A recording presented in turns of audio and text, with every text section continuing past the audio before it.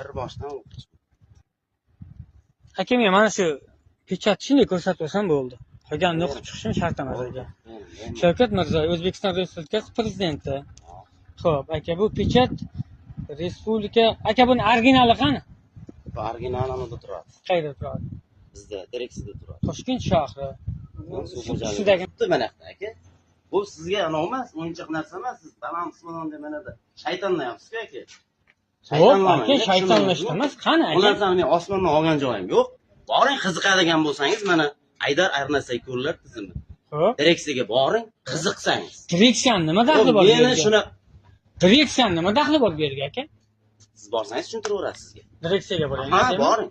Xo'p, direksiyaga boraman. Boring, bo'ldi. Bo'ldi. Do'stlar, videoni maksimal tarqatib qo'yasizlar, hamma xabardor bo'lsin. Xullas, Zolotoymosga borib, bemalol qonuniy huquqlaringizni talab qilsalaringiz bo'ladi. Aka aytayapti, men akani qo'lidagi hujjatda pechat ko'ryapman. Prezidentimizning nomi turibdi, ism familiyasi turibdi, yonida dumaloq shtampasi bor, pechat turibdi. Men buni originalini so'rayapman. Ikkinchi qog'ozda hech qanaqa pechat yoki bir shtrix kod degan narsa yo'q. Men bu qarorni originali qayerda deb so'raganimda, Jizzax viloyati Arnasoy tumani Haydarko'l suv tizimi bo'yicha direksiya bor. Mana shu yerda turibman, direksiya bor. O'sha direksiyada originali turibdi deyishdi, lekin bizga hujjatlarni berdi, men o'zim kelib tekshirdim.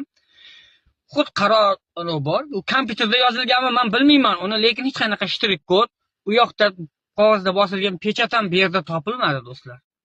Qarorda original pechati haqqini tasdiqlangani topilmadi. Xullas, Zolotoymosga borib bemalol baliqni boshlayverasizlar do'stlar. Faqat zapret oylari emas. Do'stlar, Arnasoy tumani Zolotoymosga Stansiya bo'yicha jurnalistik surishtiruv ishlari olib kelindi. Men keldim hozir. Akani oldim. endi yuzini olmaylik akani, to'g'risi. Ochiq faqat mana qaror bor ekan bizda. Biz shavaq tashlaymiz, nima qilamiz? Deyapti, Vazirlar Mahkamasining qarori bor deyishyapti.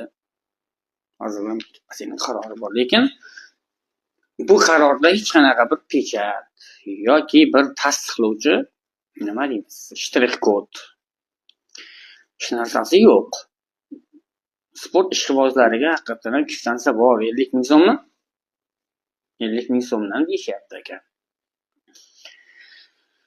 Do'stlar, shuning uchun, lekin bitta narsa aytaman.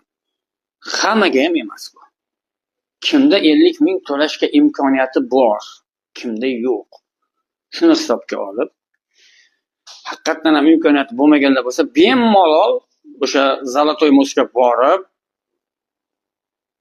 O'zbekiston degan yurtning bir territoriyasida joylashgan o'sha Haydarko'l sohasiga borib bemalol baliq ovlashlaring mumkin do'stlar. Jiddi boshlig'i bilan hozir suhbat qurdim, to'g'ri tushuntirishdi menga ham.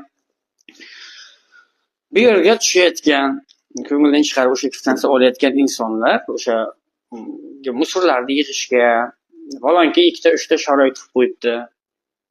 O'tirib, ichkariga kirib, yomg'ir-bong'ir bo'lsa, choy ichishga, ovqat pishirishga sharoit qilib qo'ygan. Shuni hisobiga mana shu narsa tashkil qilingan deyishyapti do'stlar. Men buni lekin ko'rdim. Hech qanaqa pechat yo'q. Biz kecha olgan syomkada pechat bor edi. O'sha akamiz, qo'yib o'taman, o'sha akamiz pechatni direksiyadan borib so'raysizlar dedi. Biz keldik, lekin haqiqatan mana bu hujjat bor. Vazirlar Mahkamasining qarori bor. Ko'rib chiqdim, bironta tasdiqlovchi hujjat yo'q do'stlar. Salomat bo'lasizlar.